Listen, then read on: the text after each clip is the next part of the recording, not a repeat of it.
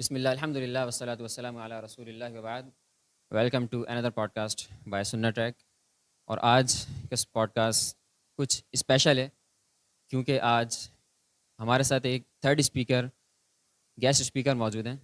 हमारे साथ शेख जवाद मूसा मौजूद हैं और शेख ग्रेजुएट हैं मदीना यूनिवर्सिटी से और अल मदीना इस्लामिक रिसर्च सेंटर के शेख रिसर्च स्कॉलर भी हैं और शेख वहाँ पर कंपैरेटिव रिलीजन्स के टीचर भी हैं। और अल्हम्दुलिल्लाह मैंने और ब्रदर उसामा ने कंपैरेटिव रिलीजन्स ये सब्जेक्ट शेख से ही पढ़ा है। क्रिश्चियनिटी हो गई, जितने भी इज़म्स हैं और जितने रिलीजन्स हैं सब हमने शेख से पढ़ा है। और अल्हम्दुलिल्लाह अभी भी हम और अक़ीदे की किताबें और कंपैरेटिव रिलीजन्स ये सब कुछ शेख से ही पढ़ते हैं।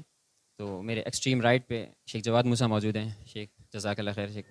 वालेकुम अस्सलाम वरहमतुल्लाहि वबरकातुहू, जज़ाकल्लाह खैर। और मेरे एक्सट्रीम लेफ़्ट पे वही हमारे पुराने घिसे पिटे स्पीकर ब्रदर उसामा फ़ारूक मौजूद हैं। कैसे हैं? खैरियत है? वालेकुम सलाम। शुक्र अल्हम्दुलिल्लाह। मैंने सलाम किया नहीं था। खैर हो गई। कैसे हैं? खैरियत है? अल्हम्दुलिल्लाह, आप सुनाएं। उस शेख आज हम जिस मौजू पे बात करने बैठे हैं कि आज क्योंकि दुनिया एक ग्लोबल विलेज की सूरत इख्तियार कर चुकी है और हर जगह और हमारे सर्कल्स के अंदर, फ्रेंड सर्कल हो, हमारा फैमिली सर्कल हो, उसके अंदर यही बातें सामने आती हैं कि भाई हमारे कुलीग्स होते हैं और हमारे फ्रेंड्स होते हैं, हमारे रूममेट्स होते हैं, क्लासमेट्स होते हैं, कुछ क्रिश्चियंस होते हैं, कुछ किसी और मज़हब से बिलोंग करते हैं।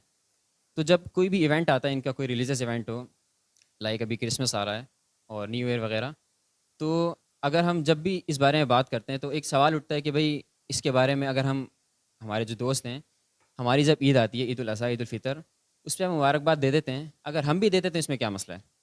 और इस तरीके के बहुत से मामला इसमें उठाए जाते हैं कि भाई हम तो एक कारोबार कर रहे हैं, अगर इनके प्रोडक्ट्स हमने बेच दिए, स्टार्स वगैरह, क्रिसमस ट्री हो गए, ये हमने बेच दिया, तो इसमें मसला क्या है?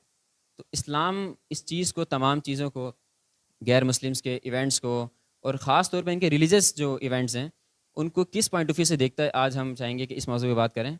तो आज मैं चाहूँगा कि सबसे पहले हम क्रिसमस के हवाले से बात करने बैठे हैं। तो क्योंकि ज़ाहिर सी बात है किसी मौजू को समझने के लिए सबसे पहले उसकी जो डेफिनेशन है, उसकी टर्मिनोलॉजी जो है, उसको समझना बहुत ज़रूरी होता है। तो जो शेख, मैं चाहूँगा कि सबसे पहले आप बताएं कि क्रिसमस ये, इसका मतलब क्या है? बिस्मिल्लाह वस्सलातु वस्सलाम अला रसूलिल्लाहि व बाद। जज़ाकल्लाह खैर, आपने जो है अपने इस पॉडकास्ट में मुझे बुलाया। जैसा कि आपने कहा कि टर्मिनोलॉजी को समझना बहुत ज़रूरी होता है। तो इससे पहले कि हम इस डिस्कशन के ऊपर जाएं कि हम उनको विश कर सकते हैं या नहीं कर सकते, या either we can celebrate their festival और नॉट, इससे पहले ज़रूरी है कि हम उनकी टर्मिनोलॉजी को समझें और उस कॉन्सेप्ट को समझें जो उस फेस्टिवल या उस त्यौहार के पीछे जो है वो कार फरमा है, जिसकी बुनियाद पर उसको स्टार्ट किया गया है। अगर हम जो है वो क्रिसमस वर्ड की बात करें तो क्रिसमस वर्ड इट्सेल्फ ब्रिटानिका के अंदर इन्होंने ज़िक्र किया है कि ये दो वर्ड से मिला के बनाया गया है। क्राइस्ट जो कि जीसस, ईसा अलैहिस्सलाम के नाम के तौर पे यूज़ होता है, और मास यानी कि गैदरिंग। तो क्रिसमस इज़ अ गैदरिंग जो कि ईसा अलैहिस्सलाम की पैदाइश की खुशी में, की सेलिब्रेशन के तौर पर की जाती है। ऑल्दो कि क्रिसमस जो है ये डिस्प्यूटेड है, डिफरेंट स्कूल ऑफ थॉट्स जो क्रिश्चियंस के हैं, जैसे ऑर्थोडॉक्स जो हैं वो 6 ऑफ जैन को सेलिब्रेट करते हैं, अर्मेनियंस जो हैं वो 19 ऑफ जैन को सेलिब्रेट करते हैं, और जो रोमन क्रिश्चियंस थे वो 25 को करते थे। आगे हम डिस्कस करेंगे इंशाल्लाह कि इसकी क्या रीज़न थी, कैसे ये क्रिश्चियनिटी के अंदर एंटर हुआ। लेकिन जो असल रूट वर्ड है क्रिसमस, ये जो है सेलिब्रेशन ऑफ ईसा अलैहिस्सलाम्स बर्थ। अब यहाँ पे क्वेश्चन राइज होता है कि एज अ मुस्लिम हम तमाम अम्बिया पे जो है वो ईमान लाए हैं, ईसा अलैहिस्सलाम की पैदाइश को जो है वो हम सेलिब्रेट क्यों नहीं करते? तो उसकी वजह ये है कि सेलिब्रेशन या खुशी मनाना हमारे दीन ने हमें क्या सिखाया है, क्या रसूलुल्लाह सल्लल्लाहु अलैहि वसल्लम ने इस हवाले से हमें कुछ गाइडलाइंस दी हैं, क्या हमें सहाबा इकराम रज़ियल्लाहु अलैहिम अजमईन, सलफ़ सालिहीन, जो कि हमारी एक लाइनेज है पूरी, जो सिलसिला चलता चला आ रहा है रसूलुल्लाह सल्लल्लाहु अलैहि वसल्लम से लेकर आज तक, तो क्या हमारे यहाँ जो है ये बर्थडे सेलिब्रेट करना, चाहे वो नबी की ही बर्थडे हो, क्या ये साबित है या ये एक इख्तिलाफ़ी मसला है उम्मत के अंदर। तो इस वजह से पहली बात ये है कि हम इसको मान लें कि ईसा अलैहिस्सलातु वस्सलाम की डेट ऑफ बर्थ ये है या नहीं है।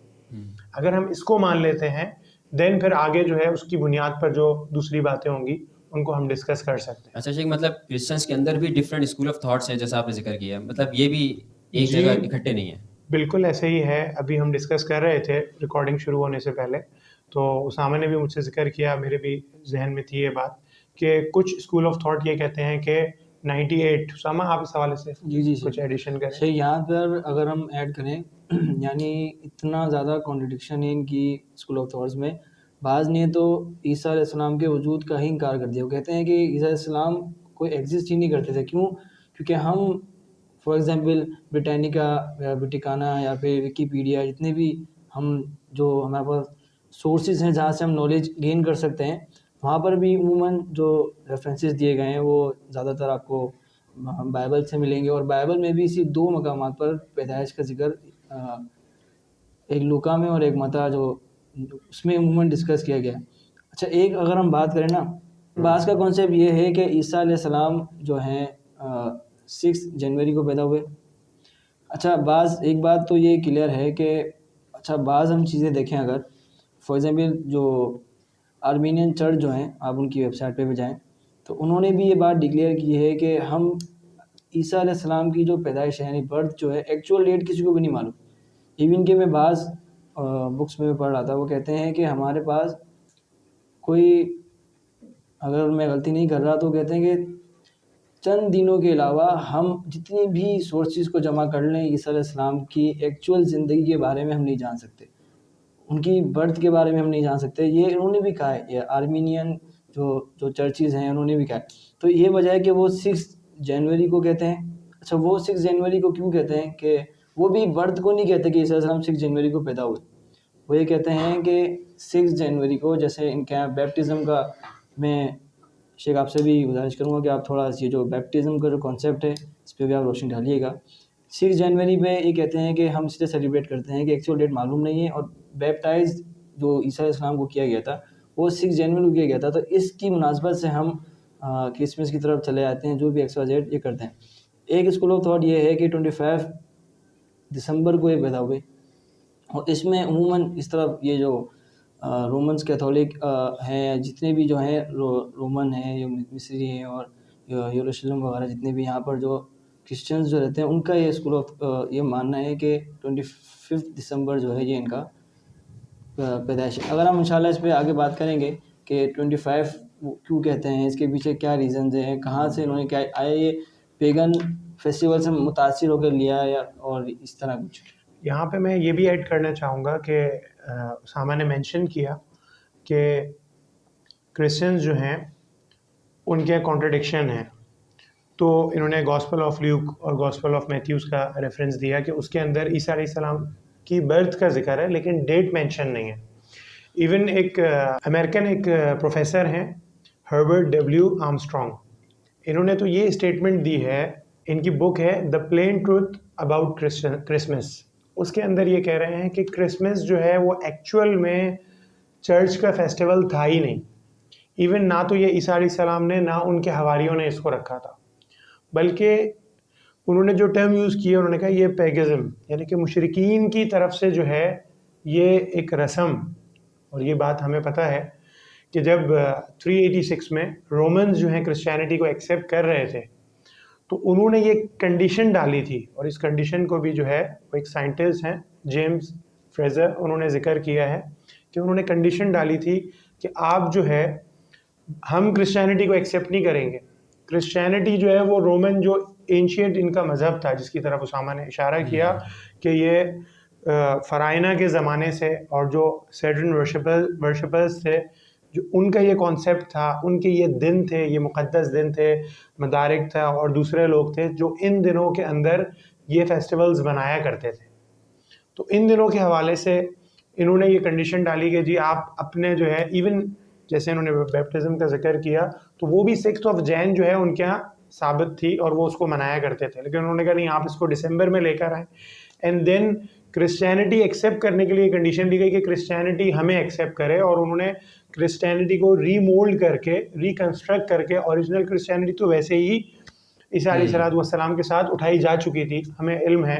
यहाँ पर आप लोग आपके कोर्स में शामिल है सेंट पॉल्स, उसका जिक्र भी आपके जहन में होगा कि कैसे उसने क्रिश्चियनिटी को जो है वो बिल्कुल उसका चेहरा मस्त कर दिया और ओरिजिनल क्रिश्चियनिटी को मिटा दिया, और क्रिश्चियनिटी के अंदर ईसा अलैहिस्सलाम को अल्लाह का बेटा होने का अकीदा, इवन ईसा अलैहिस्सलाम को अल्लाह होने का अकीदा, मरियम अलैहिस्सलाम को अल्लाह होने का अकीदा, यानी कि जिसको हम अकीदा तसलीस ट्रिनिटी कहते हैं, वो अकीदा इंट्रोड्यूस कराने वाला भी यही आदमी था, सेंट पॉल्स, और जिसको यहाँ हम तक चार्ल्स कि शेख कहते हैं। जब जी ये जब आया था तो उसने यहाँ तक कि अपने जो दूसरे साथी थे, क्योंकि ऐसी बात है, इसने अगर हम बाइबल का मुताला करें तो उसके अंदर हमें कुछ मिलती है कि 3 दिन तक ये गायब था।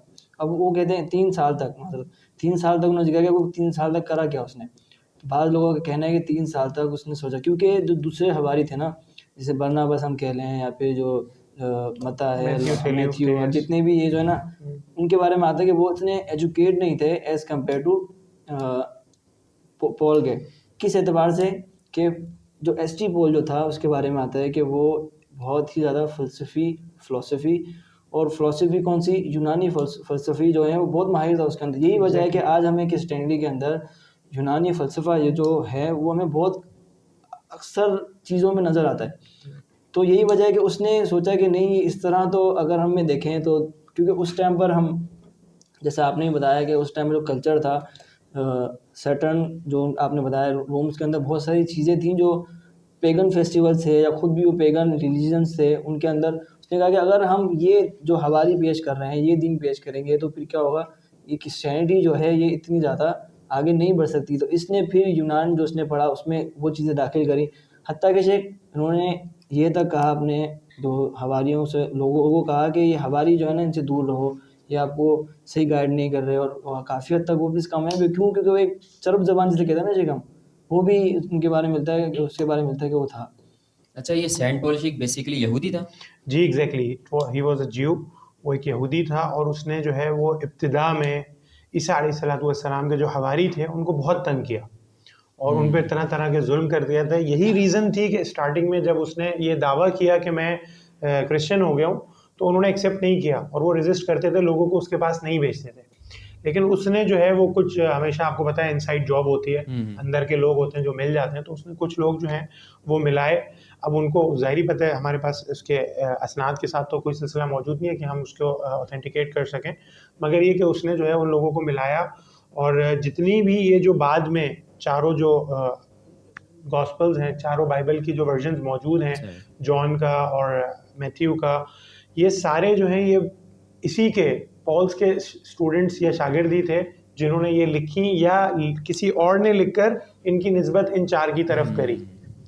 और बाद में हम देखते हैं कि 312 में, 325 में जो है ये लोग तमाम जो बाइबल्स हैं उनके पढ़ने पे पाबंदी लगा देते हैं, और यही चार जो हैं वैलिडेट करती हैं जिनके अंदर ये तमाम शिरकिया और कुफरी अकायद मौजूद थे। यानी कि जो एक्चुअल क्रिश्चियनिटी थी वो वैनिश कर गई, और उसके बाद इसीलिए वलद्दालीन की जो टर्म हम पढ़ते हैं कि they don't know what's their religion, उनको अपने दीन की असल ही मालूम नहीं है। ऑन द अदर हैंड जो ज्यूज़ हैं, दे नो वेरी वेल, उनको बहुत अच्छी तरह पता है। बल्कि हम ये देखते हैं कि अल्लाह के नबी करीम सल्लल्लाहु अलैहि वसल्लम की जब बिअसत हुई, उस ज़माने तक क्रिश्चियंस के पास जो है वो कुछ साइंस मौजूद थे, कुछ दीन मौजूद था, वो नबी करीम सल्लल्लाहु अलैहि वसल्लम को जो है वो पहचान रहे थे, निशानियों को पहचान रहे थे। इवन सलमान फ़ारसी रज़ियल्लाहु अन्हु का जो क़िस्सा है उससे भी हमें ये साइंस मिलते हैं कि उनको मुख्तलिफ 3-4 लोगों ने ये मेंशन किया कि आप यथरब मदीना की तरफ चले जाएं, वहाँ पर जो है साइंस पूरे हो गए नबी के आने के। लेकिन जो आज का क्रिश्चियन है, ही नोज़ नथिंग, उसको सिर्फ इतना पता है कि जी एक नबी आना है जिसका नाम मेंशन है, लेकिन कौन होगा, कहाँ आएगा, उनके पास कोई साइंस नहीं है। यानी कि वो साइंस भी मिटा दिए गए, मतलब इतने गुमराह हो गए वो लोग कि उनके पास साइंस भी नहीं है।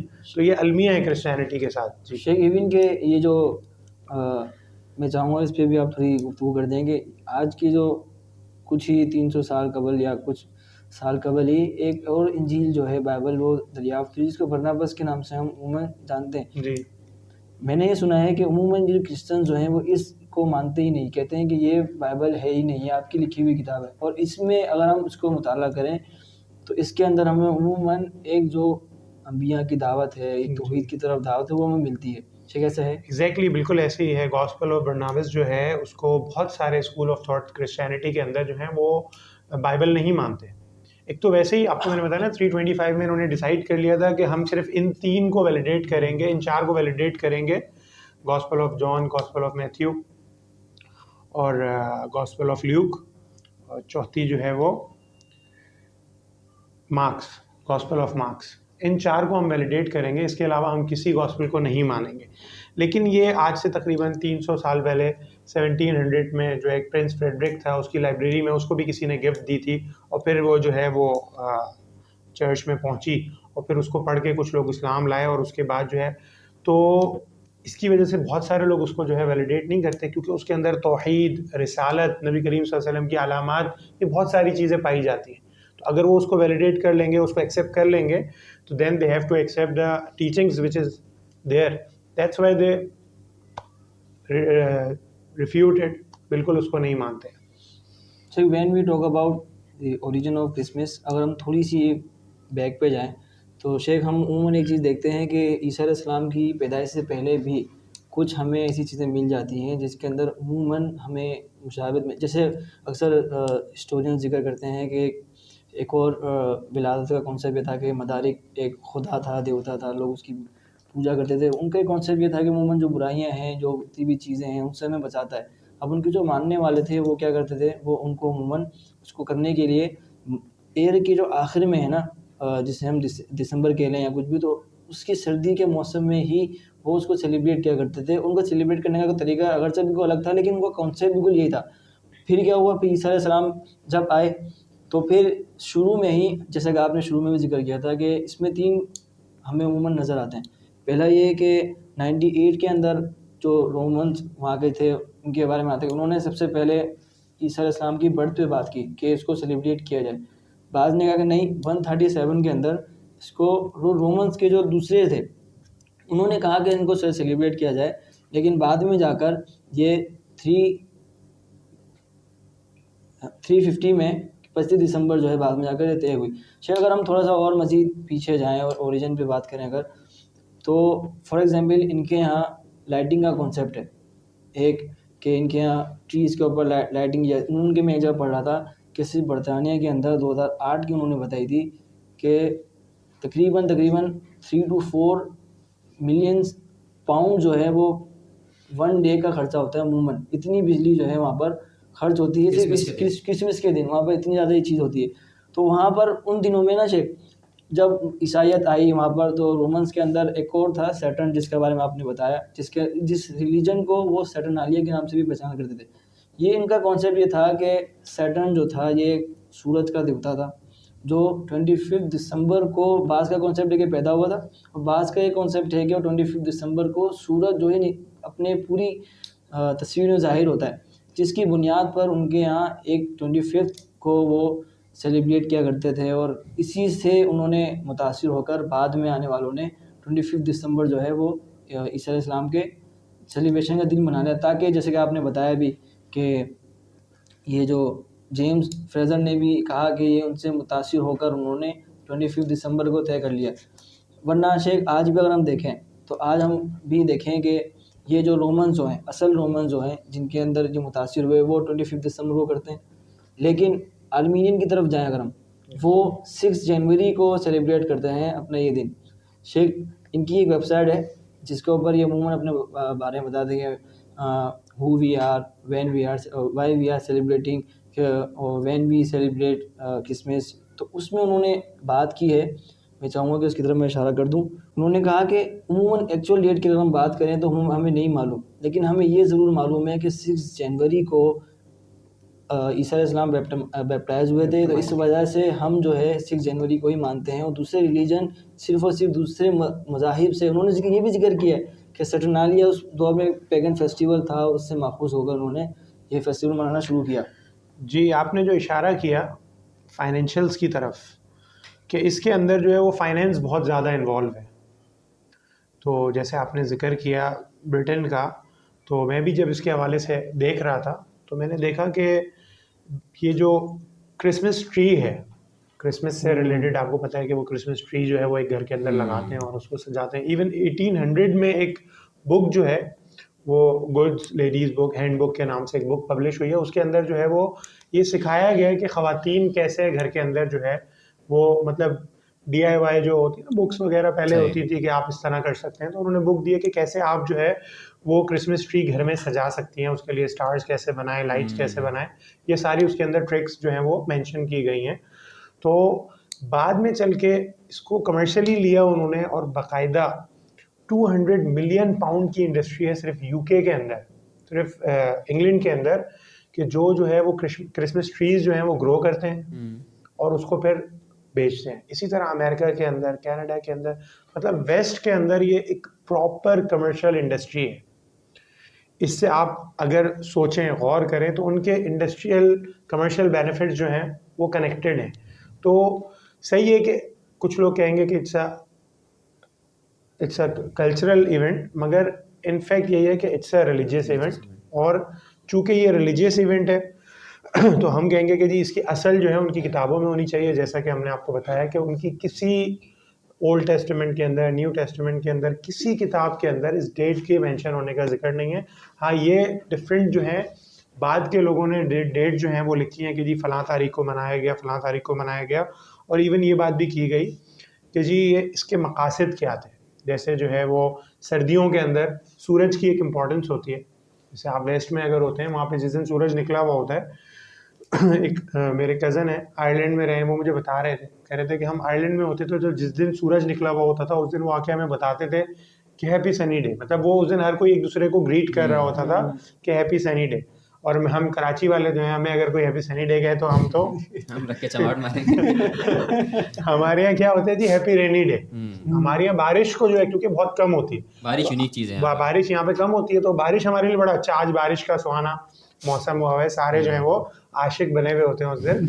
तो ये जो है उस कॉन्सेप्ट को अगर आप समझें कि वहाँ दिसंबर की सर्दी के अंदर जब सूरज निकलता था तो कोई उसको जो है वो अपने लॉर्ड सैटर्न से जो है वो रिलेट कर रहा होता था, कोई उसको फराइना के भी इसको एक बच्चे की पैदाइश से, सूरज की पैदाइश से इसको लिया जाता था। Because according to them Saturn was the lord of sun, वो सूरज का देवता था, तो सूरज का खुदा था, तो इसलिए उसकी वो इबादत करते थे। और फिर इन्होंने उसको एक्सट्रैक्ट कर लिया, और जिस तरह मैंने आपको बताया 325 में वो जब एक्सेप्ट कर रहे थे तो पिछले जितने पेगन्स थे, रोमन्स के जो चीज़ें थी ग्रीक फ़िलासफ़ी के अंदर, उसको उन्होंने एज इट इज़ क्रिश्चियनिटी का नाम देके उसको एक्सेप्ट कर लिया। और इस सब की इब्तिदा पहले पॉल जो है वो कर चुका था, इंट्रोड्यूस करा चुका था। और शेख आपने बताया कि अभी इन क्रिसमस ट्रीज़ के ऊपर और जितने भी इनकी जो क्रिसमस के अंदर चीज़ें होती है, गिफ्ट हो गए, क्रिसमस ट्रीज़ हो गए, स्टार्स हो गए, और जितने भी इनके जो सेंटा क्लॉज के मार्क्स, सारे उनके जितने भी ड्रेसेस हो गए, इन सब के ऊपर कितने बिलियन और ट्रिलियन डॉलर्स लगते हैं, पाउंड्स ट्रिलियन लगते डॉलर्स हैं। की इंडस्ट्री और है, और बिल्कुल पीछे हो क्या रहा है, मतलब बैकग्राउंड क्या है, कुछ नहीं है। अपनी किताबों तक में कुछ नहीं मिलता। इवन ये सेंटा क्लॉज जो है, इसकी पर्सनैलिटी के बारे में तो आता है कि सेंट निकोलस जो है वो एक आदमी था, उसने जो है इसको इंट्रोड्यूस कराया। लेकिन ये क्रिसमस ट्री जो है, ये जो कैरेक्टर है, ये तो बिल्कुल रीसेंट है। ये तो 1800 यानी कि 200 साल के अंदर की कहानी है। और 1948 में जर्मनी में इसको as a trade, as a religion इसको इंट्रोड्यूस कराया गया। और हमारे यहाँ कहते हैं ना कि जब बिदत कभी बांझ नहीं होती, तो चूंकि ये एक फेस्टिवल ही खुद बिदती फेस्टिवल था, इसकी असल नहीं थी उनके दीन के अंदर, तो ये भी बांझ नहीं रहा, इसके अंदर भी ब्रांचेस निकलती गई। किसी जो है वो 200-300 साल में जाके ट्रीज ऐड हो गए, 200-300 साल में जाके स्टार्स ऐड हो गए, और वो पूरी एक इंडस्ट्री से और कमर्शियल उसके एक बेनिफिट्स हैं। और उसके पीछे जो ये कैपिटलिस्ट हैं, उनकी सोच है कि वो इससे पैसा बना रहे हैं, बिल्कुल ऐसे ही। और कोई जेन्युइन लॉजिक नहीं है इसके पीछे। कोई और लॉजिक नहीं है, कोई बुक्स अगर में कुछ। इस्लामिक इवेंट्स के बारे में बात करें तो फिर जितने लिबरल्स होते हैं सबको लॉजिक चाहिए होती है, भाई ईद उल अज़हा पे जानवर कुर्बान हो रहे हैं, इसकी क्या लॉजिक है। इधर लॉजिक आ जाती, फिर वाटर कूलर और बच्ची की गरीब की शादी भी आ जाती है। इधर कोई लॉजिक नहीं है, लेकिन फिर भी इस तरीके से। शेख में आपने क्रिसमस ट्री की बात करी, अमूमन कुछ हिस्टोरियंस जिक्र करते हैं कि ये 7वीं सदी ईस्वी से इसका आगाज़ हुआ था। और वो बाज़ में तो उन्होंने इत्तेफाक जिक्र किया हिस्टोरियंस का, बाज़ ने तो ना, मैंने यहाँ तक भी पढ़ा है, वो कह रहे थे कि इसके पीछे एक कॉन्सेप्ट है कि क्यों क्रिसमस ट्री जो है ये, हालांकि देखा जाए अमूमन फॉर एग्जांपल आपकी बर्थडे बिल फर्स्ट, तो उसका ट्री से क्या ताल्लुक? ट्री तो in it self another thing, कोई कॉन्सेप्ट बने, लेकिन वो कहते हैं कि इनका कॉन्सेप्ट ट्री का यूँ आया कि एक जर्मनी में एक वो था, राहिब था, स्कॉलर था, जो कि वहाँ पर ईसाइयत के बारे में बात कर रहा था। तो वहाँ पर एक कॉन्सेप्ट था एक ट्री के बारे में, जो कह रहे थे कि वहाँ के जो देवता हैं और फलां फलां फलां हैं, उसकी ट्री यानी एक बहुत ताज़ीमी ट्री उसको माना जाता था। तो उसने वो कॉन्सेप्ट ख़त्म करने के लिए करा ये कि उसने वो ट्री को गिरा दिया। उसने कहा ये जब तक ये ट्री गिरेगा नहीं, ईसाइयत यहाँ पर बात हो नहीं सकती यहाँ पर। तो जैसे ही उन्होंने ट्री गिराया तो वहाँ पर एक अब इत्तेफाक जिसे कहते हैं हो जाता है। तो वहाँ पर जैसे हम फर ट्री कहते हैं, जिसको उर्दू में हम सनोबर ट्री भी कहते हैं इसको, जो आज अमूमन अपने घरों में लगाते हैं, तो उसके बराबर में एक ट्री था वो। बाकी जब वो ट्री गिरा, क्योंकि ट्री बड़ा था काफ़ी, जब वो गिरा तो बाकी ट्री गिर गए उसके साथ साथ, वो नहीं गिरा, वो इत्तेफाक हो गया। तो उसने कहा कि यार ये तो कोई मुआवजा है। उसने इसका लिंक जोड़ दिया ईसाइयत के साथ और कहा कि नहीं, ये तो ईसा इस्लाम के साथ क्रिसमस में सेलिब्रेट होना चाहिए। ये देखें कितनी इलॉजिकल बात है। और बाज़ ने तो ये भी एक रिवायत जिक्र की है कि अच्छा जब हम जाएंगे ना यहाँ पर बरतानिया की तरफ जाएँ या फिर इस तरह के दूसरे जो यूरोपियन कंट्रीज़ की तरफ जाएँ, वहाँ पर एक चीज़ कॉमन हमें मिलती है, वो ये कि ये लोग एक इस चीज़ को पूरा ड्रामा क्रिएट करते हैं। आप अमूमन नेट पे सर्च करें, में भी मिल जाएगा। इसमें एक बंदा उसमें ट्री बनता है, जहाँ पर जैसे कुरान में भी आता है कि वो मरियम अलैहिस्सलाम जो है वो एक दरख्त के पास गई, एक बंदा ट्री बनता है, एक औरत मरियम अलैहिस्सलाम बनती है, और एक औरत एक बंदा जो है वो जिब्रील अलैहिस्सलाम बनता है। वो पूरा ड्रामा क्रिएट करते हैं। वो जब वो ड्रामा एंड हो जाता है ना पूरा, वो तो फिर उसमें जो ट्री लगाया जाता है, जो बंदा ट्री बनता है या फिर वहाँ जो ट्री लगाया जाता है, लोग एज अ तबर्रुक जो है वो उसको घर लेके जाते हैं। वो वहाँ से भी कहते हैं कि ये इसने एक बाकायदा तौर पर जन्म लिया। कहते हैं कि ये पहले ना ट्री का जो कॉन्सेप्ट था ये जर्मनी और बरतानिया और वहाँ तक ही महदूद था, लेकिन बाद में जर्मनी में मुंतकिल हुआ है कि वहाँ के लोग जब रोम्स में आए या बरतानिया की तरफ गए, तो उनको वहाँ पर नॉर्मल ही सेलिब्रेट वो करते थे, लेकिन इस तरह नहीं करते। लेकिन वहाँ गए तो वहाँ से देख कर आए, गए ये चीज़ वहाँ पर हो रही, तो वहाँ से फिर उन्होंने यूनिक आइडिया मिला। और आज भी हमारे बिदअत ऐड होती जा रही है, बिल्कुल ऐसे। आज भी हमारे दौर में होता है ना कि यार दीन में कुछ नया होना चाहिए, कुछ नया लोग पसंद करते हैं। अच्छा शेख, मैं आप चाहूँगा कि बहुत हमने ओरिजिन और हिस्ट्री की बात की, अब हम अगर इस टॉपिक को अपनी सोसाइटी से रिलेट करें, कुछ प्रैक्टिकल बात करना चाहें कि आज जो यूथ है वो मतलब एक ये कॉमन है कि अभी मैंने जैसे शुरू में बात की कि वो भी तो हमें दे देते हैं। सबसे पहली बात तो ये है कि कुछ स्कॉलर्स को मैं सुन रहा था, वो कहते हैं सबसे पहले तो आप ये साबित करें कि वो हमें देते हैं मुबारकबाद। इल्ला ये कि बहुत ही थोड़े होते होंगे, 2-4 इक्का तुक्का हो गए तो आप हम सब पे लगाएं कि वो भी तो दे देते हैं। और अगर दे भी देते हैं तो क्या इस्लाम हमें इस चीज़ की इजाज़त देता है कि हम रवादारी के नाम पे, ह्यूमैनिटी के नाम के ऊपर उनको भी दावत देते हैं उनके इस्लामिक फेस्टिवल्स के अंदर, रिलीजियस फेस्टिवल के अंदर? नहीं, जैसे शुरू में हमने बात की कि हम जब किसी भी टर्मिनोलॉजी को ऑप्ट करते हैं, हम बोलते हैं, तो हमें उसके पीछे का कॉन्सेप्ट पता होना चाहिए। अब जब हमने ये समझ लिया कि क्रिसमस जो है वो एक रिलीजियस फेस्टिवल है और उसका डायरेक्ट जो है, जैसे मैंने आपको बताया कि ब्रिटानिका में लिखा हुआ है इट्स अ रिलीजियस इवेंट, और विकिपीडिया पे लिखा हुआ है the birth of Jesus Christ who is worshipped as son of God in Christianity. तो ये विकिपीडिया मैंने तो नहीं बैठ के बनाया, ये तो उनकी बुक से ही लिखा गया है। तो वो जब ये मान रहे हैं कि ये ईसा अलैहिस्सलाम जो कि खुदा माना जाता है नाउज़ बिल्लाह, उसकी पैदाइश है, आप जब मैरी क्रिसमस कह रहे हैं, इट मीन्स आप इस बात को ऑथेंटिकेट कर रहे हैं, आप इसको वैलिडेट कर रहे हैं। हालांकि ये इतनी ख़तरनाक बात है कि अल्लाह सुब्हानहू व तआला ने जो है इस पर तंबीह के अंदाज में फरमाया कि वमा यंबगी लिर्रहमानी अन यत्तखिज़ वलदा, ये जायज़ नहीं था कि वो अल्लाह के लिए बेटा जो है गढ़ते, और उन्होंने अल्लाह का बेटा बना दिया ईसा अलैहिस्सलाम को। तो अगर हम ये अक़ीदा रख रहे हैं, अब ऑब्वियसली कोई मुसलमान जो मैरी क्रिसमस कह रहा है वो ये अक़ीदा नहीं रख रहा, लेकिन इटसेल्फ इस टर्मिनोलॉजी के अंदर ये अक़ीदा जो है बाय डिफ़ॉल्ट मौजूद है। यानी मुबारकबाद दे रहे हैं, मुबारकबाद आप जब दे रहे हैं कि ईसा की पैदाइश, तो उनकी अक़ीदा ये है कि हमारा खुदा नाउज़ु बिल्लाह ईसा जो है वो अल्लाह का बेटा जो है वो पैदा हो रहा है। तो आप उस सेलिब्रेशन के साथ, जबकि इस्लाम ने सेलिब्रेशंस के अंदर बिल्कुल स्ट्रिक्ट जो है वो हमें अल्लाह के नबी करीम सल्लल्लाहु अलैहि वसल्लम की तरफ से गाइडलाइंस मिलती हैं।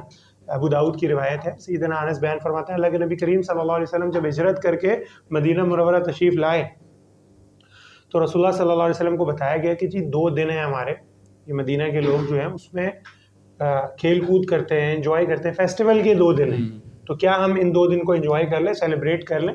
तो तो इसको आज के माशरे में, जैसे आपने क्वेश्चन किया कि हमें क्या करना चाहिए, तो हम इस तरह की, क्योंकि दुनिया ग्लोबल विलेज बन रहा है, आपने जैसे स्टार्टिंग में बात की, तो अब ये फेस्टिवल्स, ईस्टर, क्रिसमस, हमसे 50 साल पहले के उलमा को इन चीज़ों के बारे में सवाल नहीं पूछे जाते थे, और इवन अवाम भी इनको नहीं जानती थी।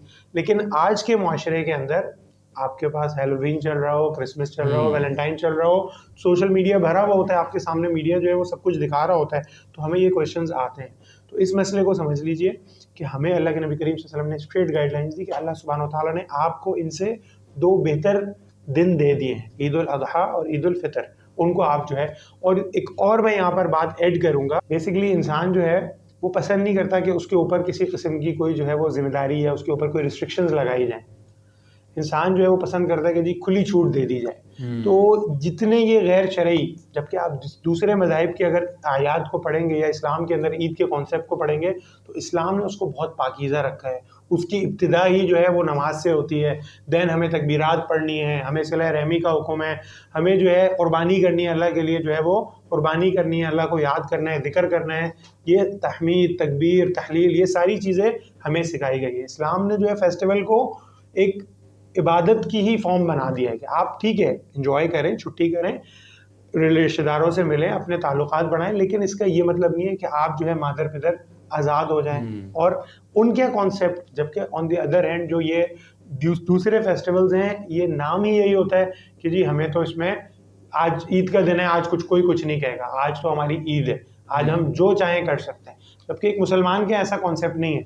यही कॉन्सेप्ट देखें अगर, तो इनके यहाँ जो जब ये चीज़ें हुई हैं कि फेस्टिवल उन्होंने सेलिब्रेट किया है, पहले ये होता था कि इनके अंदर इतनी अय्याशी नहीं थी। हम क्रिसमस की अगर बात करें, पहले इतनी अय्याशी नहीं थी, लेकिन जब से इसके अंदर शराब जो शामिल हुई है, ये भी उन्होंने, बाज़ लोगों ने इसको रिलीजियस कॉन्सेप्ट जोड़ा है कि बैकेनालिया एक रिलीजन था रोमन में भी, वो भी इस दिन बहुत ज़्यादा, बैकस नाम था उसका, वो उसकी याद में, जिसको शराब का खुदा कहते हैं वो लोग, उसकी याद में बहुत शराब पिया करते थे। उन्होंने भी इसको क्रिसमस से कहीं ना कहीं लिंक करा है।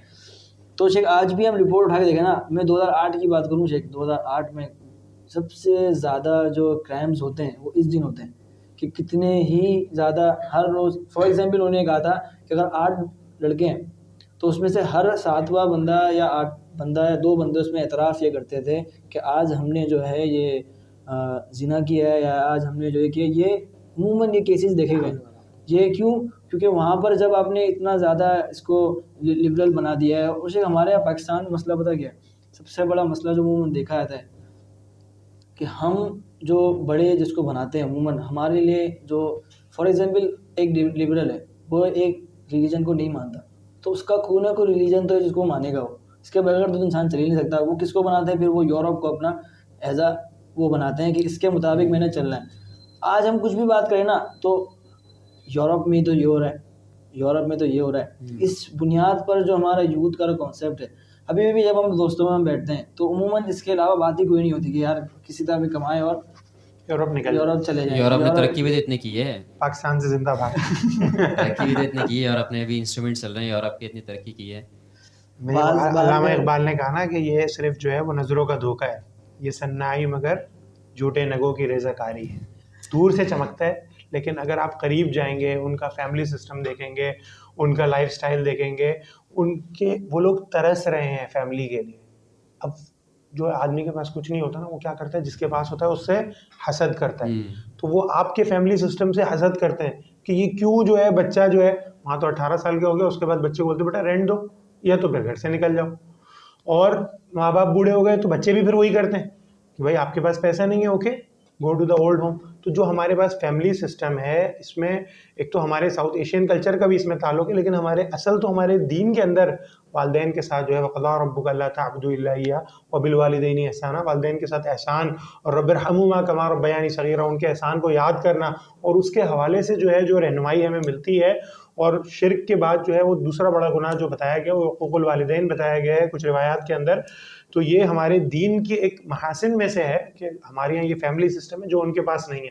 तो उनके यहाँ यकीनन ज़ाहिरी तौर पे दुनियावी तरक्की की अगर बात करें तो उन्होंने इकोनॉमिकली बहुत ग्रो कर लिया है, लेकिन अगर आप उनके फैमिली ग्राउंड्स की बात करें, उनके फैमिली सिस्टम की बात करें, सोशियो इकोनॉमिक सिस्टम की बात करें, तो दे हैव नथिंग। वो रो रहे हैं। आज जो है आप जापान को देखें, जापान के अंदर जो है वो सुसाइडल रेट सबसे ज़्यादा है। हालांकि इकोनॉमिकली अगर मैं आपसे सवाल करूं तो वहाँ पर सबसे ज़्यादा मिलियनेयर्स होते हैं जापानीज जो हैं, उनके सबसे यंग मिलियनेयर्स जापान में मिलेंगे आपको, मगर उनको वो खुशी सेटिस्फेक्शन नहीं मिल रही जो इस दीन के अंदर। यहाँ पे आपको एक मस्जिद का मौलवी जो है वो उन पैसों में, जिन पैसों में आपके घर में चौकीदार नहीं आता वो मिलेगा, लेकिन वो मुतमईन होगा, परेशान होगा बेचारा फाइनेंशियली, लेकिन अल्लाह ताला ने उसको इत्मीनान दिया हुआ होगा। तो ये इत्मीनान दे डोंट हैव इट। तो जो भाग रहे हैं पाकिस्तान से, भी एक रिसर्च में पढ़ रहा था कि जो लोग यहाँ से जाते हैं सफ़र के लिए, मतलब इक़्तिसाद के लिए सफ़र करना जायज़ है, मैं ये नहीं कह रहा जायज़ नहीं, लेकिन इंसान सोचे इस हवाले से जो है वो गौर व फ़िक्र करे कि थर्ड जनरेशन जो है, ये रिसर्च है बाकायदा, कि थर्ड जनरेशन जो है उनका दीन से कोई ताल्लुक़ नहीं होता। और अभी रिसेंटली एक आलिम दीन के बारे में पता चला, बहुत बड़े आलिम दीन थे, उनके बेटे भी आलिम दीन है, उनके पोते के बारे में पता चला कि वो एथियस्ट हो गए, यूरोप चले गए थे वो। एक नस्ल रही ठीक, दूसरी नस्ल रही, दोनों वालिद भी और दादा भी दोनों आलिम दीन हैं, दीन को प्रोपेगेट करते हैं, दर्स दुरूस ये सारी बातें करते हैं, लेकिन अपने घर में उनके बच्चे जो हैं वो उस फितने का शिकार हो गए। तो जो मेरे भाई जो हैं वो भाग रहे हैं पाकिस्तान से, एक तो ब्रेन ड्रेन हो रहा है, आपके मुल्क का नुकसान हो रहा है, फ्यूचर में आपके पास यहाँ काम करने वाले लोग नहीं रहेंगे, आप दूसरों की खिदमत कर रहे हैं जाकर, ज़ाहिरी तौर पर अभी आपको फाइनेंशियली फ़ायदा हो रहा है, लेकिन लॉन्ग रन में आपकी नस्लें भी जो है ना रिजल्ट वो अच्छा नहीं मिलेंगी। बिल्कुल ऐसे मतलब शेख हम रिजल्ट नहीं देख रहे होते, सिर्फ एक बज़ाहिर देख रहे होते हो क्या रहा है। यानी कि अगर एक आर्किटेक्चर है बहुत नियर अच्छा घर फ्यूचर देख बनाता रहे है, होते हैं, बिल्कुल ऐसे। अगर बहुत अच्छा घर बनाता है आर्किटेक्चर, तो हम बज़ाहिर घर तो नहीं देखेंगे ना, हम देखेंगे अगर उसके घर 3 साल में गिर जाते हैं कौन बनवाएगा उससे। रिजल्ट अच्छा नहीं आता, रिजल्ट पहले देखा जाता रिजल्ट है। देखना चाहिए, बिल्कुल ऐसे। अच्छा शेख, एक और मौजू जो ज़ेर बहस आता है इस मौजू के, अगर हम प्रैक्टिकल बात करें तो ये कि जो हमारी सोसाइटी के अंदर, पाकिस्तान के अंदर, मतलब पूरी दुनिया के अंदर ही, जैसे क्रिसमस करीब होता है, दिसंबर आने वाला होता है, तो नवंबर के अंदर और दिसंबर के अंदर डिफरेंट सेल्स लगती हैं 11-11 12-12 के नाम से। तो मैं एक जगह पढ़ रहा था कि ये सेल्स बेसिकली होती, जो क्रिसमस होती है उसकी तैयारी के लिए होती हैं। तो इस बारे में स्कॉलर्स क्या कहते हैं और आप क्या कहते हैं जी? जी, जहाँ तक ओरिजिन की आपने बात करी, बिल्कुल ऐसे ही है कि ये एक ब्लैक फ्राइडे मनाते थे, एंड ऑफ नवंबर को जो फ्राइडे होता था उसको ब्लैक फ्राइडे मनाते थे, उसी की निस्बत से जो नवंबर के एंड में जो है वो सेल लगती थी। और वो सेल इसीलिए होती थी कि जी लोग क्रिसमस की ख़रीदारी के लिए पैसे जमा कर रहे होते थे, तो नवंबर में सेल्स ड्रॉप हो जाती थी, हर बंदा सेविंग शुरू कर देता था कि इवेंट आ रहा है। जैसे आपने देखा ना माशाल्लाह रमज़ान आता है हमारे यहाँ, तो लोग क्या करते हैं कि डबल राशन डालना शुरू कर देते हैं, उसके नतीजे में प्राइसेस बढ़ जाती हैं। तो यही कॉन्सेप्ट वहाँ पे भी था कि क्रिसमस की तैयारी के लिए लोग रुकते थे कि क्रिसमस में ख़रीदारी करेंगे, मतलब आप समझ लें रमज़ान से पहले शाबान जो है उसमें सेल्स ड्रॉप हो जाती होंगी शायद, मुझे इतना ज़्यादा इसमें स्टैटिस्टिक्स नहीं पता, लेकिन ये कॉन्सेप्ट होता था। तो उस कॉन्सेप्ट को ब्रेक करने के लिए उन्होंने एक ब्लैक फ्राइडे सेल के नाम से, कि जी बिल्कुल खाली डे था हमारा, खाली था, हमने सेल लगा दी कि आज हम सस्ता देंगे। तो बेसिकली जो शॉपिंग होती थी वो क्रिसमस की ही होती थी। तो इट्स इनडायरेक्टली रिलेटेड कि वो नवंबर के अंदर जो सेल्स लगती हैं वो क्रिसमस की प्रिपरेशन के लिए लगती थी। लेकिन आज जो यहाँ पे 11-12 सेल्स लग रही हैं, आई डोंट थिंक सो कि ये क्रिसमस को टारगेट करके की जाती हैं। तो बहरहाल अगर तो क्रिसमस सेल है, लिखा हुआ है क्रिसमस सेल, तो बेहतर है कि वला तावनु अलल इस्मि वल उद्वान के तहत आप उसको यूज़ ना करें, ताकि आप उसको सपोर्ट ना करें उस सिस्टम को। लेकिन अगर ऐसी कोई सेल नहीं है, विंटर सेल है, एयर एंड सेल है, 11-11 सेल है, कोई सी भी सेल है, तो उस पर you can shop from it इंशाल्लाह। शेख हुसाम आप क्या कहते हैं इस बारे में? शेख ने नजर करम कर दी है, तो हमारी क्या जरूरत है। अच्छा शेख, एक और मौजू में चाह रहा था कि इसको कवर करें कि हमने बात की कि क्रिश्चियंस के पास क्या लॉजिक है, वो इस मनाते हैं, ठीक है, क्रिश्चियंस के पास कि ये डिफरेंट लॉजिक्स हैं, वो कहते हैं इस चीज़ को ये लॉजिक है। आज का मुसलमान नौजवान क्यों मनाता है इसको? आज हर जिस नौजवान को देखो वो मतलब बाकायदा सेलिब्रेशंस हो रही होती हैं, और ऐसा नहीं कि सिर्फ मिथ है और मिसकंसेप्शन है, बल्कि एक स्पीकर हैं जो एक्स क्रिश्चियन थे, वो अब्दुल वारिस गिल, उनको मैं सुन रहा था, वो कहते हैं जब मेरी रिवर्ट होने से पहले पहले जो लास्ट ईयर मैंने जो क्रिसमस मनाया, उस दिन जितने हमारे उस इवेंट के अंदर क्रिश्चियंस शामिल नहीं थे, उससे ज़्यादा मुसलमान थे। ऐसे ही बिल्कुल आपने एक बहुत अहम नुक्ते की तरफ निशानदेही करी कि मुसलमानों के अंदर बाकायदा जो है वो इस्लामिक सेंटर्स के अंदर, और मसाजिद तो नहीं कहना चाहिए, बहरहाल इंस्टीट्यूट्स के अंदर जो है वो केक कटिंग सेरेमनी, बिल्कुल, अब कॉलेजेस यूनिवर्सिटीज़ तक पहुंच कॉलेज चुकी है चीज़। यूनिवर्सिटीज़ के अंदर, और उसमें कुछ स्कूल ऑफ थॉट के उलमा ने शिरकत भी करी। और बल्कि आपको हर स्कूल ऑफ थॉट के कुछ ना कुछ उलमा ऐसे मिल जाएंगे जो वहदत अदियान के नाम पर और इस तरह के नाम पर जो है वहदत उम्मत के नाम पर जो है वो जो है इस तरह के इवेंट्स को जो है, हालांकि मैंने आपको स्टार्टिंग में बयान किया कि अल्लाह के नबी करीम सल्लल्लाहु अलैहि वसल्लम ने उन डेज़ को सेलिब्रेट करने से मना किया। इसके अंदर दो क़बाहत हैं जी। अच्छा शेख, मैं समझता हूँ कि आज आज जो नौजवान जो सेलिब्रेशन कर रहे होते हैं, ये हैलोवीन हो, क्रिसमस हो, न्यू ईयर हो, कुछ भी हो, उसके मैं समझता हूँ सिर्फ दो ही रीज़न है। पहली बात तो आज यूथ को तफरी चाहिए, चिल माहौल चाहिए, कोई हॉलीडे चाहिए जिसके अंदर वो शपाटा लॉन्डो की तरह गाड़ी वाड़ी के सिलेंसर निकाल के सब कुछ कर सकें, अपनी मनमानी कर सकें। सेकंड चीज़ जो हमारे यहाँ एक लिबरल तबके के अंदर और ख़ासतौर पर नौजवानों के अंदर, यूनिवर्सिटीज़ के अंदर ये चीज़ बहुत जल्दी मतलब तेज़ी से इम्प्रूव हो रही है कि यूरोप को कॉपी बहुत चीज़ की, मतलब जो यूरोप में हो रहा है अगर वो हम नहीं कर रहे तो हम अपने आप को थोड़ा सा पीछे समझते हैं कि हम बैकवर्ड हो गए। तो शेख अब्दुल अजीज़ तरीफ़ी रहमतुल्लाह को हाफिज़हुल्लाह को पढ़ रहा था मैं, वो कहते हैं कि हम यूरोप को कॉपी करने में इतना आगे चले गए हैं कि हम हर चीज़ ले लेते हैं उनकी। तो मिसाल देते हैं, कहते हैं कि शेर से उससे बहादुरी सीखी जाती है, उससे चीड़ फाड़ करना नहीं सीखा जाता। कुत्ते से वफादारी सीखी जाती है, भौंकना सीखा नहीं जाता। मतलब किसी की अगर अच्छी चीज़ है तो आप लें, अच्छी चीज़ ले लें। एग्जैक्टली आपने वेस्ट को फॉलो करने की बात करी, यहाँ पे मैं एडिशन करूँगा। एक ज़माने में आप लोग छोटे होंगे, आपने शायद नहीं देखा, यहाँ फैशन चला था पैंट जो है वो पीछे से नीचे करके चलने का। हम 9th मैट्रिक मैंने किया है ये फैशन। जब एक मजे की बात, हम 9th मैट्रिक में हमजा भाई को मेरे बारे में सब पता है। आपको कुछ भी पूछना हो ऐसे दोस्त वाला तो फिर आप कॉल लगाया, सब ज़रूरत नहीं है माशाल्लाह। तो अब उसकी अगर आप उसके ओरिजिन को देखें ना, उसका ओरिजिन ये था कि यूरोप में, अमेरिका में जो जेल के अंदर प्रिजनर्स होते थे उनको बेल्ट नहीं दी जाती थी क्योंकि वो अपने फंदा डाल के खुदकुशी कर लिया करते थे।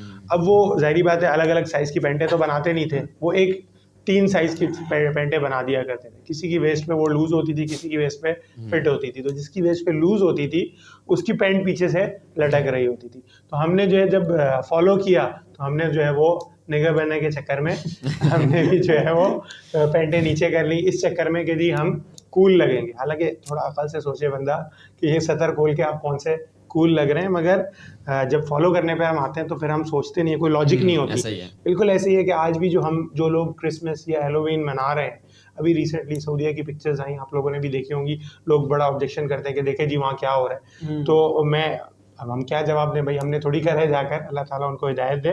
मगर ये कि यहाँ पे भी इस तरह हैलोवीन वगैरह मनाई जा रही है और हमारे माशरे के अंदर ये बुराइयाँ आ रही हैं और ये आएंगी और तेज़ी से आएंगी, क्योंकि ग्लोबलाइजेशन का मकसद ही यही है।